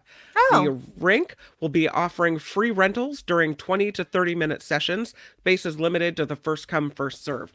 I love that because I think there's so many people in San Francisco in this some poorer areas of the city that maybe they would stand by the side of the rink and not be able to afford to go skating. Right. And now they can experience that, and now they can go do that. I love that. Yeah, I mean, we wanted to go ice skating when we went to San Francisco, but remember, it was totally booked. I didn't realize I needed to book a time. We went to the movies instead. I'm not ice skating though. These knees, I'm not going to do that. But I do love watching, and the kids like to do it. And I just getting a cup of hot cocoa and just sitting around. It feels like the holidays, and it's nice. So I like it. That's awesome. Matt Damon and Nicolas Cage are among the big names nominated for Best Actor in a Motion Picture, Musical, or Comedy at the 2024 Golden Globes. I did have the list up here, too. Okay, go ahead. Yeah. Damon received a nomination for the Nike Michael Jordan film Air. I liked that one. Cage was nominated for Dream Scenario. I haven't seen that. I haven't seen that. Others receiving nods include Timothy Chalamet for Wonka, Paul Giamatti for The Holdovers, Joaquin Phoenix for Beau is Afraid, and Jeffrey Wright for American Fiction. I don't think I've seen any of those. No. So a little inside baseball because we're part of the union. I had to pay my union dues, so I get the little digital thingies or whatever. Jesus, Lord Almighty. So I'll hopefully see. I still haven't seen some big movies. I haven't seen Oppenheimer. I still haven't seen that. Saltburn is coming to. I think Amazon Prime is going to have it if you don't want to go into the theaters. Killers of the Flower Moon. I think has just been released, I think, on Apple TV. So if you want to watch that, if you have that. So there's a bunch of them that are still out there. And then of course the Golden Globes also is TV. So like Succession, The Crown. That's why I like the Golden Globes, because it's not just movies, it's TV as well. So I like that. And I'm plugging my ears. The Squid Game, I totally forgot to watch the last 6 episodes, so I have to catch up on that, but there's drama surrounding that as well. Apparently, the person that won still hasn't gotten their money. Oh, so I wonder if that's a scam too, so we'll see. But yeah, the Golden Globes. And the Golden Globes are what, January, I think is when it is? Does it say? I think it's in January. Yeah, January 7th. January 7th. Sunday on CBS and Paramount Plus. I wish I had this video to show you. A skier on the Ridge Run Trail at Heavenly got a video of a black bear running across his path on Sunday morning. Oh, geez. That would definitely This black bear can be seen in the video walking on the left side of the path as a cluster of skiers sweeps by heading downhill. The bear then suddenly rushes across at high speed, inches in front of the skier who's filming the whole thing, and then it goes down a steep embankment. Oh, that's scary. I love animal videos. Yeah. There was another video with a bear and I forget where it was. And this guy's like looking at, and this bear just takes the cover off of the hot tub that's hot and ready to go and just slides his butt right into it. That bear looked like it was living the life. It was so awesome. And he's like, I am not going out there. He was like messing with the filter and everything. But can you imagine being a bear? I mean, I'm assuming they're not cold, but like to get into a nice hot tub, they're like, I'm staying here. Yeah, animal videos, they're always funny. This report is crowdfunded, which means we do rely on you for support. Please check us out at the NikkiMedoroShow.com, NikkiMedoroShow.com. Again, the Patreon, the PayPal link is there. Also, Nikki's list of favorite things, which I'm actually finding pretty valuable. So I'm gonna have a bunch of new things up there because I'm putting I'm gonna put a lot of the things. Yeah. I'll do it today, and there's a lot, so maybe not all today, but yeah, if you're looking especially for teen stuff, your girl has it covered. So there you go. Oh, I have to go look. Okay. I'm Kim McAllister. This is the Nikki Medoro Show. Yeah, I will say this. Once you look at one list of favorite things, then you'll start getting all the lists of favorite things, and some of them are absolute crap. I will tell you. I've been reading some like nobody wants this, but that's Christmas for you. Okay, let's do quickly school resource officers. So, in light of George Floyd and in 2020, there was kind of this pushback, and there has been for a while, not just with George Floyd, about kind of police on campus, who they target, who they kind of profile, the consequence, the punishment for students that misbehave. And so again, as the pendulum does, it seems to go another way. Now, I remember I was broadcasting from home during COVID, and I remember having this conversation about school resource officers. And I said then, and I'll say now, I do not like the idea of school being kind of like a police state. You know what I mean? There's officers in uniforms, there's weapons on campus. I don't like that. I don't like, even though I know that there's some instances where they're needed, metal detectors. I don't want my kid to feel like they're going to prison when they're going to school.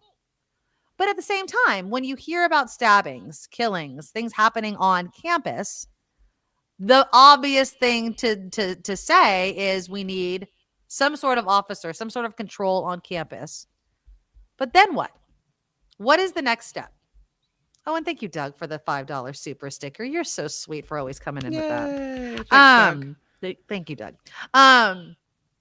What do we do to make sure that kids are safe? And are school resource officers, SROs, the only answer? I'm going to play you a little bit of this morning's protest. Well, it was kind of a protest. It was just saying, calling for it from our friends over at KTVU, talking to, I believe, a teacher. Jim LaFrance, why are you out here this morning? What's your objective? We've been concerned about safety on campus for quite a while, actually. But when Jaden Panetta was killed on March 1st of last year, it heightened our concerns even more. And a number of us, myself included, have been working for the last 9 months to see a comprehensive plan to take on the challenges that schools are facing. And it's unfortunate that Montgomery keeps making the news, because this is not just a Montgomery thing. All schools are struggling right now. But ultimately, we feel like this was a moment for us to make a stand and for us to stand up and say enough is enough. What do you want to see happen? And is the district's decision over the weekend to bring back school resource officers or police officers at campuses, is that enough? Well, obviously, we loved Officer Luigi when he was placed on our campus last year. Officer Luigi was an amazing man. We really thought he was going to be back this year.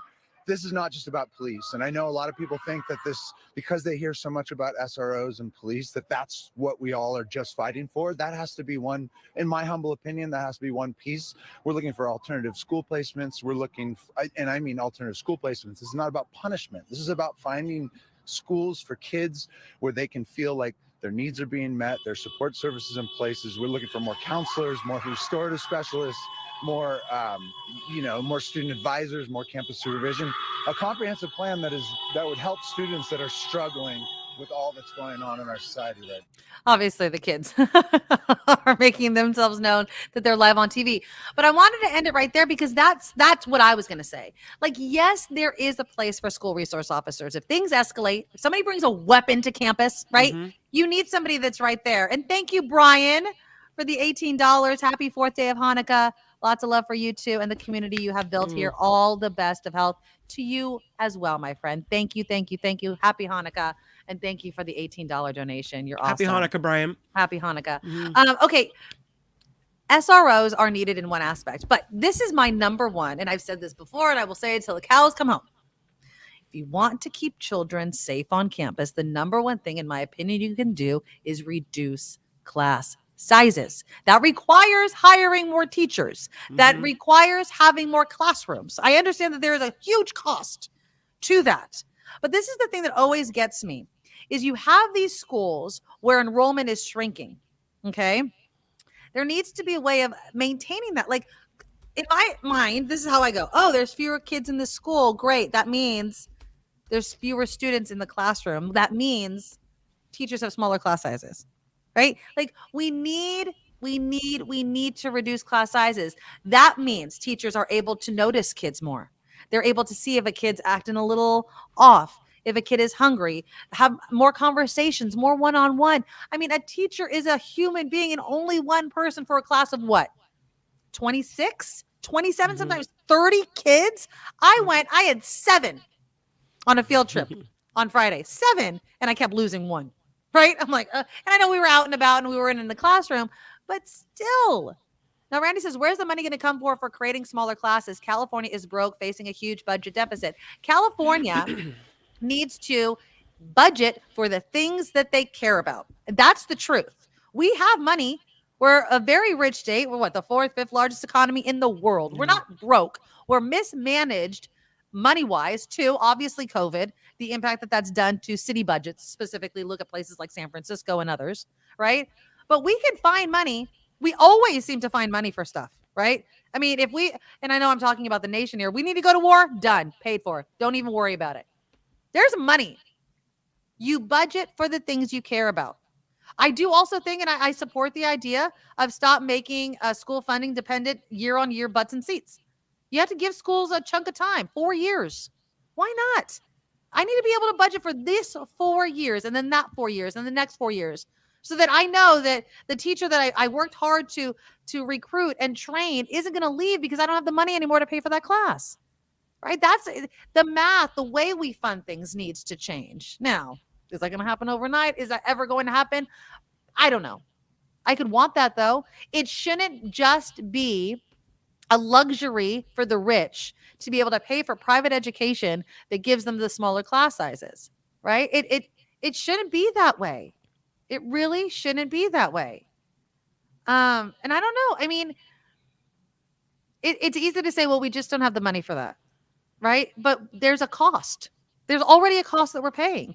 It's with children's lives, human lives, adult lives, right? So you're saying that we should have more teachers and smaller class sizes so teachers can keep an eye on the safety of children and who's having issues, rather than hiring or putting the police school resource officer back in the school? Well, I'm not saying like that there's no place for a school resource officer. Again, if there's something happening on campus, yes. And I know that just this story that I just showed you, the school resource officers, again, are only staying through the winter break. And then they're going to work on what's next. So obviously that's not even going to be a permanent solution.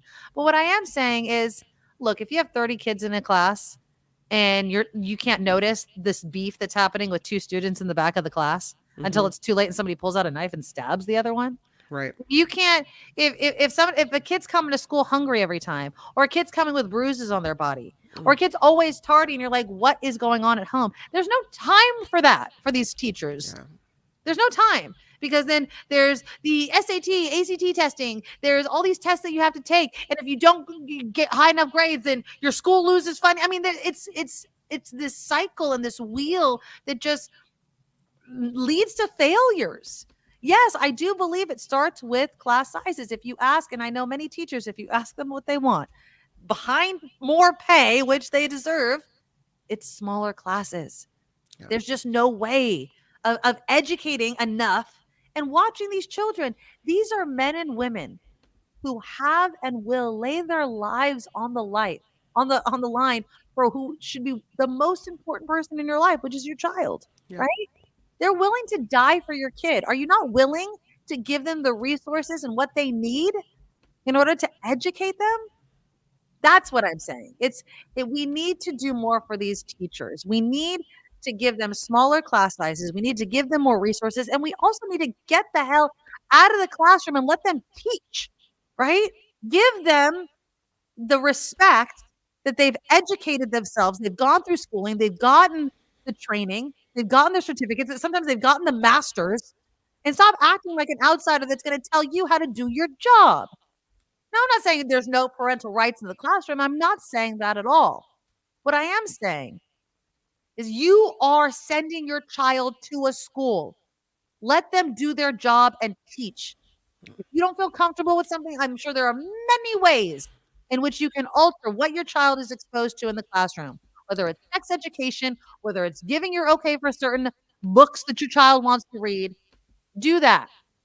But stop acting like you're the know-it-all in education when you don't even work in education. I mean, these teachers have it hard enough. What they need most is money, smaller classrooms, and friggin' support from their community. I don't feel like that's too hard of a thing to ask for. And again, it's for the kids. If you care about the kids, you really have to support your public schools. Not everybody can afford private. It's ridiculous what they're charging for private school nowadays. And I'm not even sure it's worth the ROI on it, but some people maintain it. And maybe it's just the brainwashing that they're doing to all of us.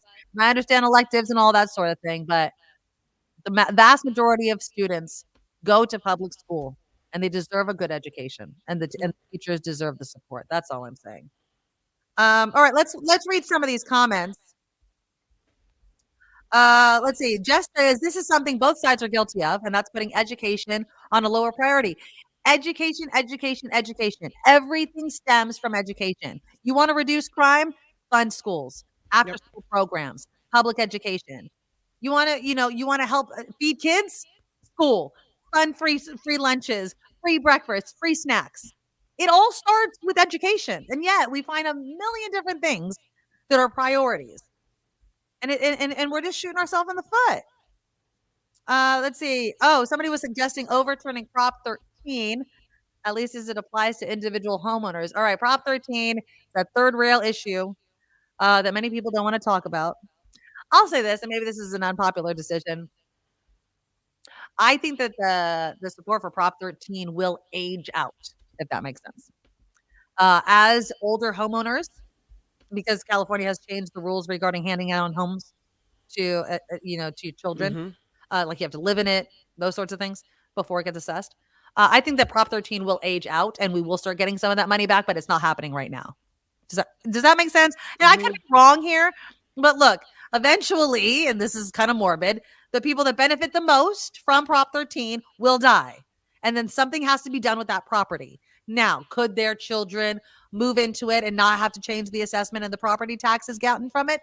Of course. Will everyone be able to do that? No. And so there will be some increase in funding from that. But again, that's not happening right now. So And if you are expecting to inherit a property in California, make sure you're up on all that, because there are ways to protect it and not get it reassessed. But talk to your lawyer or whoever handles your tax guy, and they'll explain it to you. Jim says, if Apple and Amazon pay their actual 21% corporate tax, then everything we all want would be paid for. But yeah, stop, Art. Yeah, I mean, the tax laws are written to benefit the rich in order for them to protect their wealth. That's the truth.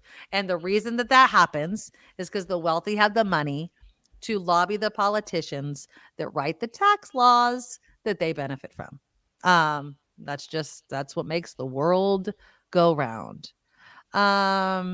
Let's see. This is all VTA, Bart. Yeah, I understand that, where we prioritize our money. And high-speed rail, you guys know I'm not a fan of that. Randy says, I'm all for giving more money for education, but we need to spend less money on other things. True. But it matters what things we're talking about. I think, honestly, like what? More efficient. What can we spend less? What can we spend less money on? Well, like we were talking about last week, just specifically, and I'm sure you're asking Randy, but I'm going to give my answer. Just like we were talking about with the homeless programs. How many administrators? How many different organizations? Yeah, true. There's so much redundancy, which costs a ton of money. So, for some reason, there's always seems to be, when you talk about spending more on education, someone always will throw out, well, look, here's how much we're spending on prison. Right. So we must care about locking people up more than we care about educating them, right? But conversely, we don't want to let people that have broken the law out on the street. So I don't know. Again, and I love that that's the example that you gave, Kim, because you know how you reduce the prison population? You educate people. You give them the opportunity before they're even in the pipeline. That's the thing. The school to prison pipeline is why people didn't like the SROs and the police on campus, because they thought that, especially with certain groups, that they were being targeted more with harsher punishments that led to that, right? Suspensions, expulsions. What are you doing with your day? Getting into trouble, getting in trouble with police, and then ending up in jail and prison. See how that happens? Educate people. Take care of them. Funding for school also includes buses, right? Getting kids to school on time. Everything's connected. Everything's connected. But I think that if you really want to, and we were talking about China earlier, something that China understands millions of miles more than we do is the importance of education. Now, how they educate their children is, can be different, but they understand the value of education and how much it impacts every other aspect of society. You want to solve one problem, educate people. You have another problem, improve schools. You want to reduce crime. All those things are connected. You want people to make more money, educate them. It's crazy. It's absolutely crazy what we choose to be our priorities. Now, Randy, and I love your comments, the one party rule, control forever in the state isn't working. I just ask you to educate yourselves on how red states that are one party rule, Republicans are faring, where they are in the world economy. It's not that. Now, I think there is some aspect of, kind of a checks and balance that California lacks because we are so solidly blue. Maybe we do need a little purple to kind of balance what we fund and the programs we fund and all those sorts of things, right? I'll go with you there. But it's not as if red states are raking in the money and their education is so superior. That's my point. Not everything boils down to red versus blue, Democratic versus Republican. Okay. It has to do with, basic finances and what can we afford and what can't we afford? And how can we use the money to the best, in the best way that helps the most amount of people? Yeah, Luis, great schools means less prisoners. Absolutely. Absolutely. Vilma. Yeah. And we don't want to, there is. And we don't want to put people back on the street that just got out of prison without jobs or a place to live. If they do, they just go back to prison. Exactly. So, it's complicated. It's not an easy problem to solve. And I know everything costs money. I get it. You know what I mean? Like, I totally get it. I did want to throw one other thing just because Randy was talking about like the red versus blue, the one, Did you talk about the billboards for the sanctuary cities on Friday? I don't know if I you didn't saw talk it. about it. Did you see it? I did though. Yeah. Okay, I'm gonna play you this, and Yeah. it's so interesting because basically, there's a billboard that's going up in El Paso, Texas, and it reads, "San Francisco." It's really interesting. San Francisco welcomes immigrants, and hold on, I'm gonna show you the website actually more than the news report. Okay, here's the website. And you know how I always say like things are genius, like busing migrants. I don't agree with it, but busing migrants from Texas and Florida's not board state, but Texas to like Silicon Valley, New York, places like that, so they can feel the pain. I get it. This is interesting. So this is the website. It's called sanctuarycities.com. And it's a very basic website. So as you see there, it's a sanctuary cities welcome immigrants working toward a brighter future. Okay. And so you see these pictures, people farming, their hands in the dirt. Oh, look, it's a girl with a dog. Okay. And you scroll down. It says, what is a sanctuary city? A sanctuary city is a safe haven for immigrants like you, regardless of your immigration status. These cities have policies in place to limit their cooperation with the national government's effort to enforce immigration laws. This means you can live, work, and enjoy life with a lower risk of deportation. Are you sensing from my tone of voice who I think is behind these sorts of things, right? Why sanctuary cities? Making a difference. Ample social services, healthcare, diversity. What do sanctuary cities offer? Take a look. Sanctuary laws. San Francisco's sanctuary city laws prohibit city employees from helping ICE with immigration investigations or arrests unless required by law or a warrant. There's social services, there's healthcare, and then I love this one. Diverse and tolerant people, only the best. San Francisco is a city where diversity is celebrated. The residents of San Francisco pride themselves on welcoming immigrants of all backgrounds to their city. Many San Franciscans believe the city was stolen from Ohlone people and that they themselves don't have a right to be there in the first place. There is no freaking way San Francisco is behind this website, okay? So are they trying to get the immigrants to come here by saying great things about us? Yes. Is that the whole point? So this is the whole thing. In my opinion. Now, the KTVU and ABC7, they reached out. It's a very basic website. Like even the about section is nothing. Like this is the basic. They don't want you to find them. Okay. But what they're doing is they're creating an ad campaign for migrants who come into the United States to look like, oh, I can get ample services. I'm protected from ICE. I'm going to go to New York, San Francisco. Right. Now, genius. It is genius. It is so smart. And I'm saying that knowing that I'm talking about places like Texas, Florida, all these other states are like, you know what? You want to be a sanctuary? That's what they're saying. You want to be a sanctuary city? I don't know how genius it is because honestly, it seems to me that people that are poor, that people that are coming here that have nothing, they're not doing internet searches in English for sanctuary city. Oh, they know the word sanctuary city. Are you? Maybe they do. And I know. But I'm saying that people don't like me using the word genius. I'm using genius in a way of like, if you're sitting around the table and trying to get people out of your state into these other cities, it's a genius idea, not in a positive way. But go ahead. I'm sorry. I look at the population of my children's school, and I'm trying to be as a room parent in communication with other parents. And there are some people, mostly people that recently arrived here that are Spanish speaking only. They don't have email addresses, right? They don't have internet. Sometimes they don't have cell phones. It's very difficult to get in touch with all the people that you want to spread messages to let them know what's going on at the school. And so I wonder if, because of that experience that I'm having in my town, I wonder if people that are just coming here, are they even looking at the internet? Are they looking at this website? That's a good point. And I don't know. And Beth's also saying it's only in English. It's not in other languages. I get it. My whole thing is, I think that like Texas, Arizona, they're done handling the problem, right? And it is a problem. I mean, if people are coming in, we need to figure out who they are, if they're allowed to be there. There needs to be a system, which I don't think that Republicans really want to work with Democrats on to fix, right? Because then it's not a point of contention to get a vote on. But sending them to other cities away from the border, being like, hey, if you don't have a problem with people flooding this city, then you shouldn't have a problem with them flooding your city. And I'm just saying, The system is broken. Biden can ignore it. And I'm gonna call the president out on this. Biden does not talk enough about it for what places like, I will even say it, New York.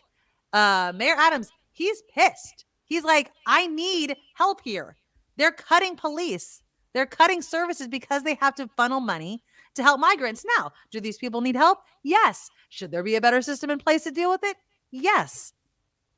But I mean, if this is going to sound, this is probably the most conservative I'm going to sound on the issue, but President Biden should be addressing it, because if it was as it is in El Paso, Texas, here in San Jose, in Petaluma, we would be up in freaking arms. And you know it. Harry says the border has freaking billboards advertising blue sanctuary cities. Yeah, that's what you're talking about. Yeah, exactly. Right, yeah. And again, I know you guys don't like using the word genius, but if you want to make a point to people that have no comprehension of what it feels like, this is the way to do it. All right. That is our show. Kim McAllister. Yeah. She's got a busy month. I really do. You really do. Well, Mark Thompson went on a 3-week-long cruise. Where did he go again? South America. Yeah, I saw his video. He has a video up where he's like at a buffet. And I just find it so funny. I'm like wondering what the age is of the cruise that Mark Thompson is on, right? The average age, like buffet people. He texted me he's having late night pasta every night. He said, I need to find a gym. Yeah, exactly. Otherwise, like, I'm going to be unrecognizable when I come home. Yeah, like, no. The cruise 15. The cruise 15. Yeah, so Mark Thompson is gone for 3 weeks. He's sending me the funniest text, I swear. He's really funny. Yeah. Well, I'm glad that he's on vacation, but Kim obviously is filling in. He is? He's bored? Yeah, he's bored. Yeah, he doesn't want to be on vacation. I keep telling him, don't think about the show. Go do your thing. And it behooves everyone for you to take a break and not think about things and have lightness to your life and have everything lifted so that you're focused just on your recreating and relaxing and having fun. And he's like, yeah, that's not my personality. I can't do it. Well, I love you, Mark. Hopefully, I don't know if you're watching this show from wherever the hell you are in the middle of the ocean, but life continues. Not to minimize the show and how much people love you, Mark, but if you drop dead tomorrow, I bet you're going to be happy that you had vacations, right? And spending time with your love and all those sorts of things. So enjoy it. That's why we live, right? I mean, I love doing the show as well. I know Mark does it too. I know Kim does as well. And so it's nice to be able to do this and that. And so I hope he's having a good time. He'll get into the whole 3 weeks is a long ass time though. I know. That is a long time on a boat. Is it all a cruise? 3 weeks? It's all a cruise, but you get off at the different ports. Yeah, right? No, that's a long time to be on a ship. It's a 3-week-long cruise, yeah. I'd be walking all funny every time I got off the boat. But yeah, okay, well, good for him. Now Kim's going to be doing Mark's show and then the after party. So this is the hardest working woman on YouTube right now. Yeah. So stay here. Please support all of the shows. Please click the thumbs up button before we go. Another thank you to those that donated to our super chat, and a reminder that you can donate even if you watch in the recording. Doug started us off with $5, and then Brian with an $18 donation, and a happy Hanukkah to you, my friend. Thank you, thank you, thank you. And please support this crowdfunded show. Working hard over here. TheNikkiMedoroShow.com. Our Patreon link is right there. And in the show notes is all the other ways that you can support us. So I appreciate you guys. Stay here. Chat with Kim and then Kim and John for the after party. I'll see you tomorrow. Bye-bye. Bye. Nikki, you're all so awesome. You're proud, like a beautiful blossom. You're also the best. I really can't rest. You're all so awesome. Wow. Okay.